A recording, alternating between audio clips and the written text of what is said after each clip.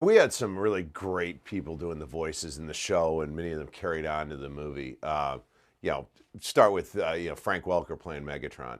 Nobody summons Megatron. You know, I love the characters that Frank Welker portrayed, you know, all of his crazy, zany characters. I loved his Megatron.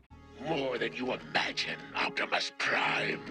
But then he would create these other characters that were just zany and wonderful, and they were vocally so much fun. Really safe, I'm friends today. Hey, nobody calls Soundwave uncharismatic. Yeah, let's kick tailgate. I like those characters too. Nobody really gets to see unless you're in the recording studios. He was a guy with just a unique gift. This was almost too easy, Starscream. Our character sides were things like, okay, we've got Blendo, and he's a blender that transforms into a plane.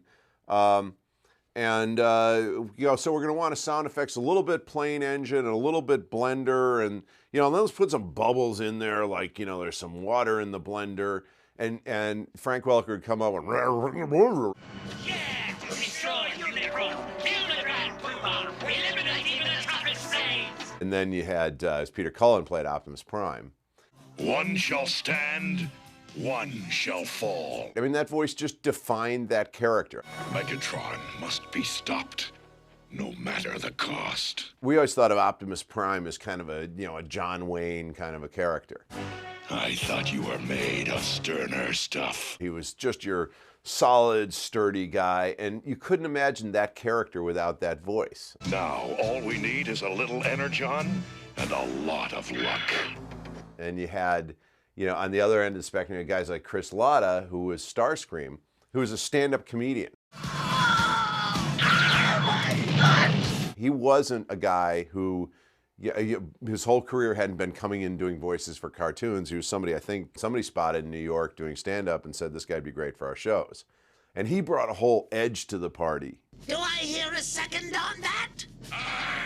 A psychotic street edge to the performance that added something to it.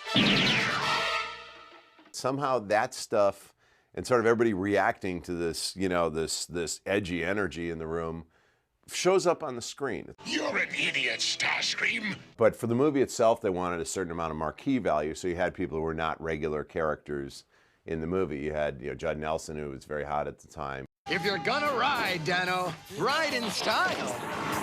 Yeah, I remember when Judd Nelson came in, he was playing Hot Rod, Rodimus Prime. That was kind of fun because he was, huge. He was kind of a Brat Pack guy, and he was like this hot actor. He was sort of the hottest current actor that we had at the time. Ba weep grana, weep nitty bong. I did get to work with Judd Nelson. I did a scene with Judd. I was afraid you'd be trapped outside the city. Hey, I wasn't worried for a microsecond. Acting is all about responding to what the other person is saying. Then you probably didn't understand the situation. That's when it's great, when you have somebody to play with. And then there were guys like who were big stars who, I didn't really know who they were at the time. There was Lionel Stander, and then now you see the movies, and you go, wow, he played Cup. It was like years later I actually saw one of these movies. I said, oh, now I totally get that casting, and he did a great job as Cup. Finish him off, Prime. Do it now. Cup's this guy always referencing, everything reminds him of something that happened a long time ago. This reminds me of the battle on Alpha 9. The Petro Rabbits were, Grimlock, get your noodle out of my face. Until you finally get to the scene where you realize he's never seen anything like this before, which is kind of a great moment in the movie. Doesn't this remind you of anything, Cup? Nope. Never seen anything like this before. One of the most interesting people we recorded was Robert Stack, who did the voice of Ultra Magnus. I got to work with Robert on some other projects throughout the years, and we used to talk about this movie, and he so enjoyed doing that role.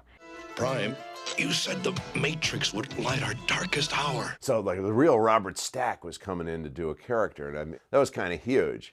And Robert Stack, he's a remembered icon. He's a legend. Now there was a guy who was a huge figure from my childhood because he was in a show called The Untouchables, and Robert Stack was Elliot Ness. I loved the character in the movie, and I loved that Optimus Prime was able to pass the Matrix on to Ultra Magnus. I think that was my favorite scene in the whole movie. It was really touching, and a lot of the acting came out. I'm just a soldier. I'm not worthy. I didn't want to act like, some dweeby fan and all that, but we were sitting down talking to him. He was saying, I've never really done any of this voiceover stuff. And he was really kind of nervous about it. And I'm sitting there, I'm talking to Elliot Ness, and he's kind of nervous about this. I can't deal with that now. And we were just saying, just do it. I mean, you got a great voice, and you're going to be doing it. You're going to be playing Ultra Magnus. And we told him who Ultra Magnus was, and he does a great job. That's one of my favorite voices in the whole show. Autobots, prepare to board the shuttles. This new menace is more dangerous than all the Decepticons put together. Somehow we must destroy it. The irony of the whole thing is he became the host of a show called Unsolved Mysteries.